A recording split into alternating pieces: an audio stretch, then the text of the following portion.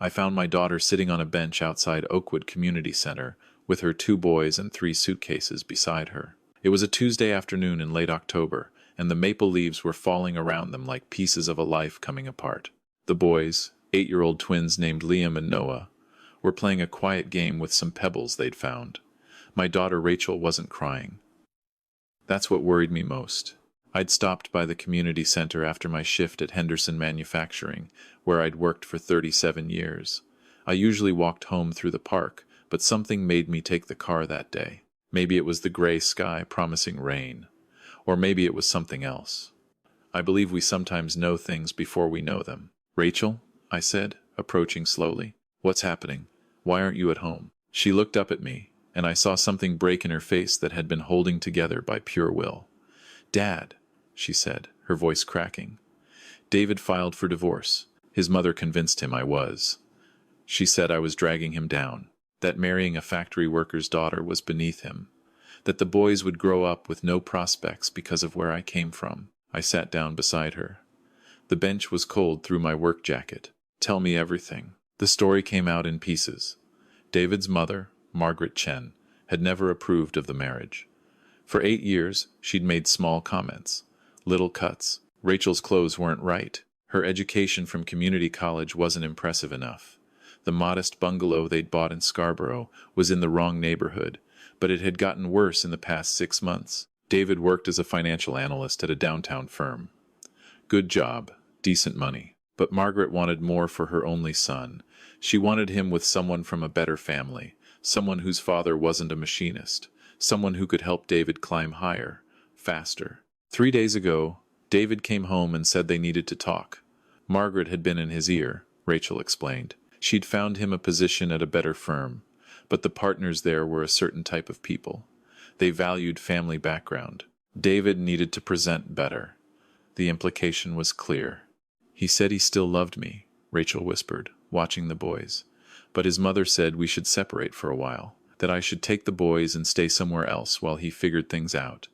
Then his lawyer called this morning. Divorce papers. He's keeping the house, because it's in his name. He said I could have supervised visitation once I found a stable living situation. And by stable, he means..." I trailed off. "He means somewhere his mother would approve of. Not your place, Dad." She actually wrote that in an email.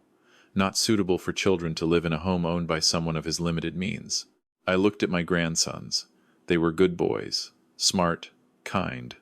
They called me Grandpa Bill and came to the plant's family day every summer. I'd been teaching them how to fix things, how to work with their hands, how to solve problems by thinking through them step by step. "Get in the car," I said quietly. Rachel looked at me. "Dad, I can't burden you. Your apartment is only 1 bedroom, and..." "Rachel, get in the car." Something in my voice made her listen. We loaded the suitcases into my 15-year-old Honda Civic.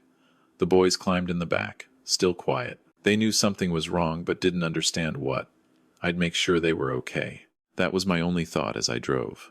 But I wasn't taking them to my apartment. I drove north, out of the industrial area where I lived, past the strip malls and Tim Hortons, past the neighborhoods where factory workers and warehouse staff lived in modest homes.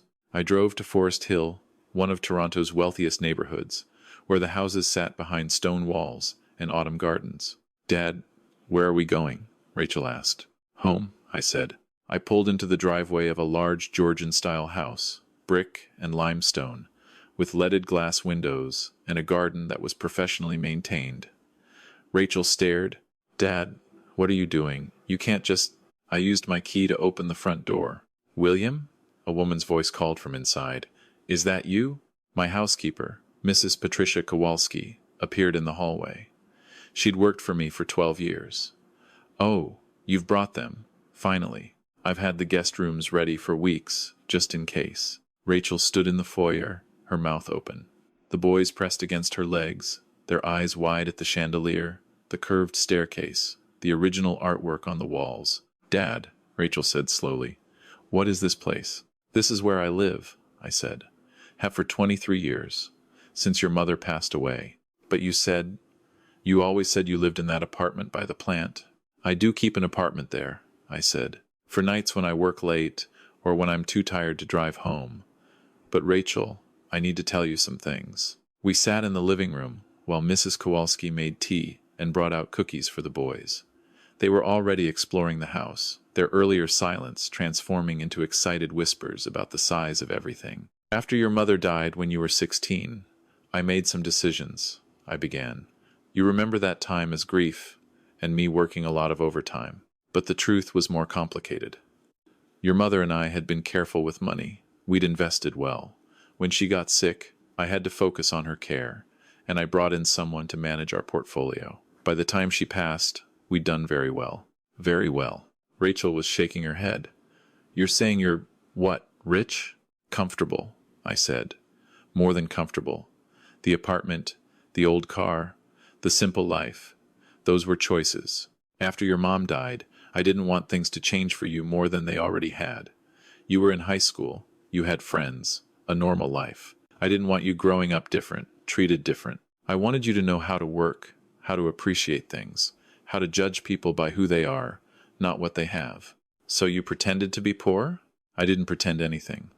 I work at Henderson Manufacturing because I love the work. I'm good at it. I take pride in it. The money I make there is honest money, and it's enough for my needs. The rest?" I gestured at the house. "This is just where I sleep." Rachel sat back, processing. "Does David know?" "No one knows except Mrs. Kowalski, my financial advisor, and now you. I kept it private. I didn't want people treating me differently. I didn't want friends wondering if I'd lend them money. I didn't want dates interested in my bank account. I just wanted to be Bill Henderson, machinist. Good at my job. Good to my daughter. Good to my grandsons. But David's mother, she said such horrible things about you. About us. About our class." I smiled, but it wasn't a happy smile. "I know. And it's time Margaret Chen learned something about assumptions." Over the next few days, I made some calls. Not many, just a few. To people I'd helped over the years, connections I'd maintained quietly. David's new job, the one Margaret had lined up. The senior partner was James Morrison, who I'd invested with 20 years ago. We'd made each other a lot of money. One phone call, one conversation about David's character and recent actions, and that position was no longer available. David's current firm? I didn't own stock in it, but I knew people who did. Word has a way of traveling in professional circles. When it got around that David had abandoned his wife and children, citing class differences encouraged by his mother, certain people took notice. The kind of people who value character over pedigree. I didn't get David fired. I didn't have to. I simply let information flow naturally. The truth has its own power. Margaret Chen had her own reckoning coming. She was on the board of several charitable organizations, positions she valued because they gave her status, let her rub shoulders with Toronto's elite. She liked to drop names at parties, talk about her philanthropic work. One of those organizations was the Henderson Foundation, which I'd established in my wife's name 20 years ago. We funded scholarships for kids from working-class families, helped them get technical training or community college educations. Margaret had been on the board for 3 years and had spent most of that time voting against unsuitable applicants, kids whose parents worked in factories or warehouses. Kids like Rachel had been. I attended my first board meeting in person. Usually, I just sent my proxy vote through my lawyer. The shock on Margaret's face when I walked in was worth the hour-long drive downtown. "Mr. Henderson," the board chair said warmly, "what an honor. We so rarely see you in person." Margaret's face had gone white. She was doing math in her head, I could tell, adding up the pieces. The Henderson Foundation, Bill Henderson, the machinist she'd dismissed as beneath her family. "I've become aware of some concerns regarding our scholarship selection process," I said calmly. "It's come to my attention that we may be discriminating against applicants based on their parents' occupations. That seems to go against everything my late wife and I intended when we established this foundation." The discussion that followed was polite but firm. By the end of it, Margaret had resigned from the board. She left with her dignity intact, barely, but everyone in that room knew what had happened. Word would spread, as it does in those circles. David called me the following week. His voice was tight with stress. "Bill, we need to talk." "About what, David?" "Don't play games. I know who you are now, what you are. Why didn't you tell me?" "You never asked," I said simply. "And it wouldn't have mattered. You didn't fall in love with Rachel because of money. You fell in love with her because she's kind, smart, hardworking, and a wonderful mother. The same things that make her my daughter, the same values she learned growing up in a home where we worked for what we had. My mother didn't know. Your mother made assumptions based on prejudice. She looked down on honest work. She decided factory workers were lesser people, that their families had less value. She passed that poison to you, and you drank it. There was a long silence on the line. I want to fix this. That's not my decision to make. That's Rachel's. And it's the boys'. They're 8 years old, David. Old enough to remember that their father chose status over family. Old enough to remember being put out with suitcases. That sticks with kids. I made a mistake. You made a choice. You're 42 years old, David. Grown man. You chose your mother's approval over your wife's dignity. You chose appearances over your son's security. Those weren't mistakes. Those were decisions. Another long pause. I'm sorry. Tell Rachel. Tell Liam and Noah. But David, apologies are just words.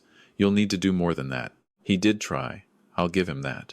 He called Rachel every day for 2 weeks. He showed up at the house with flowers, with toys for the boys, with letters written in his own hand trying to explain, to apologize, to beg for another chance. Rachel listened politely, took the gifts for the boys, and gently closed the door each time. How do you feel? I asked her one evening. The boys were upstairs doing homework at the big desk in their shared room, a space that had once been my home office. Sad, she said honestly. I loved him. Part of me still does. But Dad, I can't trust him anymore. Every time something got hard, he listened to his mother instead of building something with me. Every time she criticized me, he said nothing. Every time she made those little comments about your work, about our neighborhood, about my clothes or my education, he just let it happen. You deserve better than that. So do the boys. They need to see that you stand up for people you love, that you don't abandon family when things get complicated. You taught me that.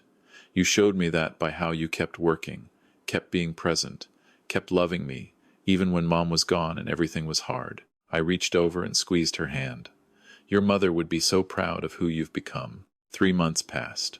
Rachel enrolled the boys in the excellent local school, walking distance from the house. She started taking evening courses at York University, finishing the degree she'd put on hold when the twins were born. She'd always wanted to be a teacher, and now she had the time and space to pursue it. David's calls became less frequent. He was dealing with his own fallout. The legal community in Toronto is smaller than people think. Word had gotten around about the divorce, about the reasons. Some people thought less of him for it. Others understood that family pressure is complicated, but doors that had been opening for him started to close. Not because of anything I did, but because reputation matters in professional circles. Margaret herself had become quieter. She'd lost her board positions, her social standing had taken hits, her friends started asking questions, started looking at her differently. She'd built her identity on being better than others, and when those others turned out to be less other than she'd thought, her whole worldview cracked. I ran into her once, at the Loblaws on Street Clare. She was in the organic produce section, looking tired, older. When she saw me, she froze. Mrs. Chen, I said politely. Mr. Henderson. Her voice was strained. I suppose you're pleased with yourself.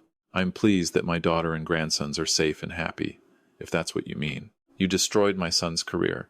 You humiliated me. I did nothing except let the truth be known. You destroyed your son's marriage by teaching him that love is less important than status. You humiliated yourself by treating good people as though they were beneath you. And you lost your grandson's childhood by prioritizing your own prejudices over their well-being. Her eyes filled with tears. Real ones. They won't let me see them. That's Rachel's choice. She's protecting her sons from learning that conditional love is acceptable, that people are disposable based on their tax bracket. That's not a lesson she wants them to learn. I wanted what was best for David. You wanted what looked best. There's a difference. What was best for David was a wife who loved him, children who adored him, and a quiet, happy life. What looked best was climbing higher, earning more, associating with the right people. You chose the second thing, and you chose it for him. Now he has neither. I moved to leave, but she called after me. Did you ever love someone so much you wanted to protect them from making mistakes? I turned back. Every day of my daughter's life. But protection isn't control, Mrs. Chen. Protection is teaching someone to make good decisions, then trusting them to make those decisions. Love is letting people be who they are, not who you need them to make you look good. She looked down at her shopping cart, at the expensive organic vegetables that would go into meals she'd eat alone. My late wife was a nurse, I said more gently. She worked at Street Michael's for 20 years. Night shifts mostly, because that's when they needed her. She came home tired, her feet aching, smelling like hospital disinfectant. Some people might have looked at her and seen just a nurse, just another healthcare worker. But I looked at her and saw someone who held people's hands when they were scared, who saved lives, who made a difference. Class isn't what you have, Mrs. Chen. It's what you do with what you have. It's how you treat people when you have nothing to gain from them. I left her standing there. Spring came, and with it, changes. Rachel got accepted to a teaching placement program. She'd graduate in 2 years and could teach elementary school, working with kids like Liam and Noah. The boys were thriving. Their marks were good. They'd made friends, and every evening they'd run to show me their schoolwork, excited about math problems or science projects. David asked to meet me for coffee in April. We sat at a second cup on Bloor Street, both of us uncomfortable. I enrolled in therapy, he said, trying to understand why I let my mother's voice become louder than my own judgment. That's good. She's not well. My mother. She's depressed. She's lost everything that mattered to her. What mattered to her was the wrong things. I know that now. But she's still my mother, and she's suffering. I sipped my coffee, watching pedestrians pass by outside. It was a beautiful day, cherry blossoms starting to bloom. David, you're not asking for my permission to help your mother. You don't need it. But if you're asking if you can bring her back into Rachel's life, into the boys' lives, the answer is no. Not until and unless Rachel decides she's ready. And honestly, she may never be ready. Your mother caused real harm. Words matter. Actions matter. You can't unbreak what she broke. She wants to apologize. Apologies are for the apologizer's conscience. They don't repair damage. They don't restore trust. They're just words. Then what does repair damage? Time. Changed behavior. Consistency. Humility. Years of showing you're different. Not just saying you're sorry. He nodded slowly. I lost my family because I couldn't stand up to her. Yes. Do you think... He stopped, started again. Do you think Rachel will ever forgive me? I think Rachel has already forgiven you. Forgiveness is letting go of anger. But forgiveness isn't the same as reconciliation. You can forgive someone and still choose not to let them back into your life. Forgiveness is for her peace. Reconciliation would be for your benefit. She doesn't owe you that. The boys ask about me, and Rachel lets them call you. She arranged supervised visits. She's not keeping you from your sons, David. She's keeping her sons from being hurt again. There's a difference. We finished our coffee mostly in silence. Before we parted, David said, I never thanked you for taking them in, for giving them stability. They're my family. That's what family does. My mother said you were just a factory worker. I smiled. I'm a factory worker. 40 years at Henderson Manufacturing. I run the precision machining department. I train new workers. I take pride in the parts we make, the quality of our work. Your mother wasn't wrong about what I do, David. She was wrong about what that means. By summer, Rachel had met someone. His name was James Park, a teacher at the boys' school. He taught 6th grade and coached soccer. He'd grown up in Etobicoke. His parents had owned a dry cleaning business. He was kind, patient with the boys, and made Rachel laugh. I liked him immediately. He knows about David? I asked Rachel one evening. James had taken the boys to the park to practice penalty kicks. Everything. I told him the whole story. He said his parents dealt with discrimination too.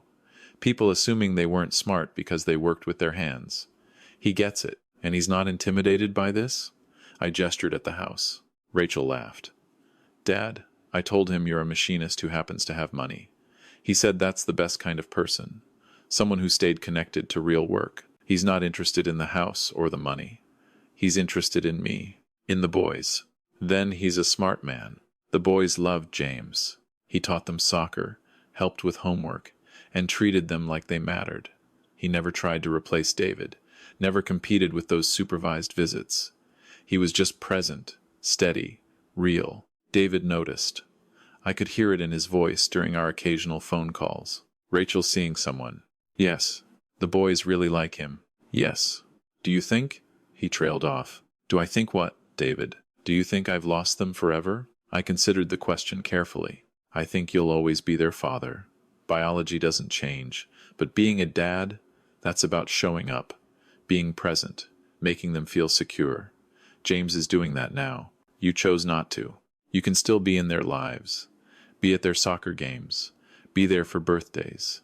But the daily stuff, the bedtime stories and homework help, and making them feel safe, you gave that up. Whether you can earn it back depends on choices you make over years, not weeks. In September, 1 year after I found Rachel on that bench, the boys started 3rd grade. I drove them to school their first day, and we walked past the playground, where kids were arriving with backpacks and new sneakers. Liam and Noah ran ahead to find their friends. A woman was standing near the entrance, watching. Margaret Chen. She looked older, sadder. She was watching her grandsons, but keeping her distance, respecting the boundaries that had been set. Our eyes met. She didn't approach, didn't speak. She just stood there, witnessing the life her choices had cost her access to. After a moment, she turned and walked away. Is that David's mother? Rachel had come up beside me. Yes. How long has she been doing that? I don't know. Does it matter? Rachel watched Margaret's retreating figure. I don't know if I can forgive what she did. What she said about you, about us, about our worth as people. You don't have to forgive her. That's your choice. But Rachel, don't let her poison sit in your heart. She was wrong about us. But that doesn't mean we have to let her wrongness define us. We know who we are. We know what matters. What does matter, Dad? I watched the boys laughing with their friends, their backpacks too big for their small frames, their futures stretching out ahead of them, full of possibility. Love. Work that means something. Treating people with dignity. Raising kids who understand that a person's worth isn't measured by their job title or their bank balance. Teaching them that the janitor and the CEO deserve the same respect. That the nurse and the doctor are both essential. That the machinist and the lawyer both contribute value to the world. You could have told everyone who you really were. Put Margaret in her place right away. But then what would have been proven? That I had more money than she thought? That doesn't change her prejudice.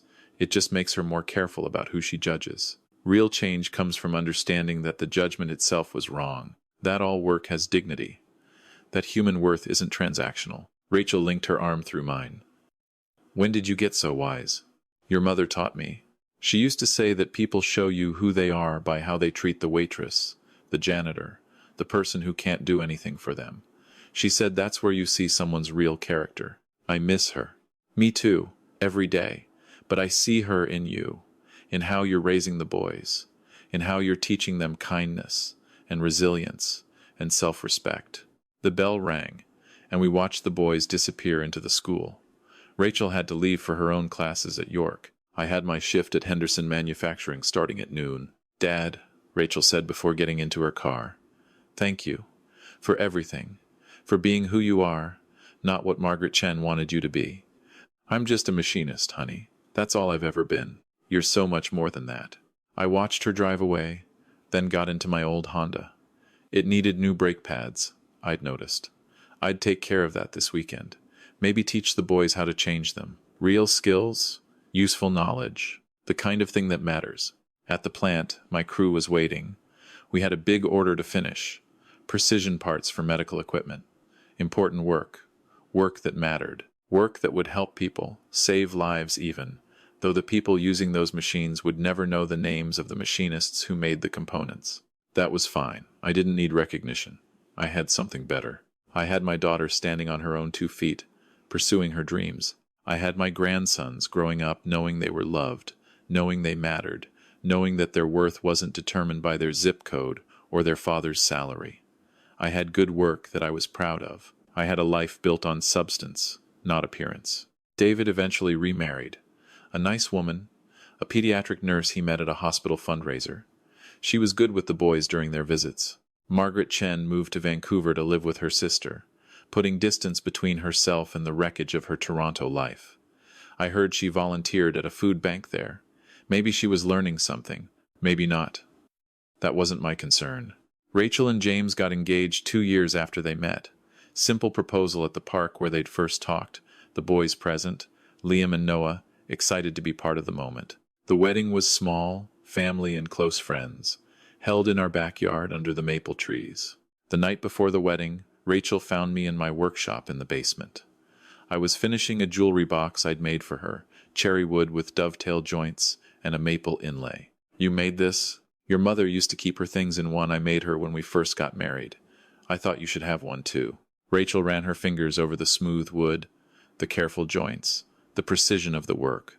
"All those years, you were teaching me by example. Work hard, be honest, treat people right, don't let others define your worth. Those are the things that matter." Margaret Chen defined worth by bank accounts and job titles. And look where that got her. She lost her son's respect, her grandchildren's presence, her own peace of mind. Meanwhile, I have you, the boys, work I believe in, and a clear conscience.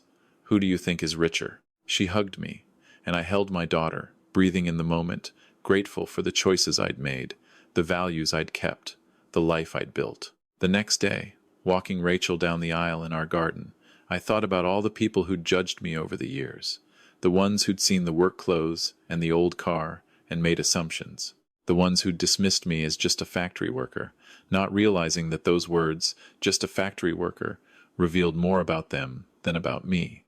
I thought about my late wife, who'd loved me in my work clothes, who'd been proud of the calloused hands that held hers, who'd taught our daughter that character matters more than credentials. I thought about Margaret Chen, alone in Vancouver, having learned too late that the people she'd looked down on were the ones who could have taught her the most important lessons.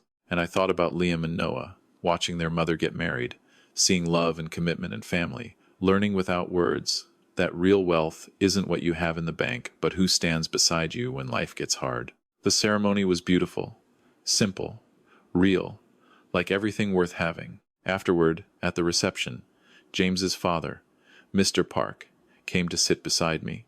He was in his 70s, hands weathered from years of dry cleaning work, back bent from decades of labor. "My wife and I," he said in accented English, "we worked very hard to give our son opportunities. Sometimes people look down on us.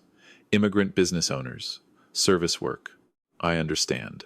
But we raised good son. James treats everyone with respect. He doesn't care about money or status. We did that right. You did. Your daughter, she's good woman, good mother. Those boys are very lucky. Thank you. You work in factory, James tells me. But you have this beautiful home, these resources. You could have done anything. Why keep working?" I watch my grandsons playing on the lawn, their laughter carrying across the garden, because the work is real, because it matters, because I want my grandsons to understand that all work has dignity, that you don't measure a person by their title, but by their character. That's worth more than any amount of money. Mr. Park nodded slowly. "Yes, this is wisdom. This is what matters." We sat together in comfortable silence, two men who'd worked with their hands all their lives, watching our children begin their own journey, knowing we'd given them something more valuable than money. We'd given them values, dignity, self-respect, the understanding that worth comes from within, not from others' opinions. That night, after the guests had left and the boys were asleep in their room, I stood in my workshop looking at the tools on the wall. Each one had a purpose. Each one had been used to create something, to fix something, to make something better. That's what we're all here to do, I thought. Make things better. Teach what we know. Love without conditions. Work with integrity. Stand up for what's right, even when it costs us something. Margaret Chen had taught me something too, though not what she'd intended. She'd shown me that fear makes people cruel, that insecurity makes people judge, that people who don't value themselves try to establish worth by diminishing others. I didn't hate her. I pitied her. She'd had love offered to her, family extended to her, and she'd chosen hierarchy over connection. She'd chosen status over substance. And now she lived with that choice, alone, learning lessons that could have been learned with less pain if she'd had more humility. But that was her journey, not mine. Mine was here, in this house, with my family sleeping upstairs, with work waiting for me on Monday, with my grandsons growing up understanding that blue collar isn't a measure of worth, it's a description of honest labor. The world tries to tell us that some jobs matter more than others, that some people are more valuable because of what they earn or where they live, or what degrees hang on their walls. But I've learned that the person who fixes your car with skill and pride is just as valuable as the person who manages a hedge fund. The person who teaches your children matters as much as the person who runs a corporation. The nurse who holds your hand in the hospital is worth just as much as the surgeon who operates. We're all here doing our part, contributing what we can, and anyone who can't see the dignity in all honest work is the one who's truly poor. That's what I'll teach Liam and Noah. That's the inheritance that matters. Not the house or the money in the bank, but the understanding that they are valuable for who they are, not what they achieve. That their worth is inherent, not earned. That respect is given, not demanded.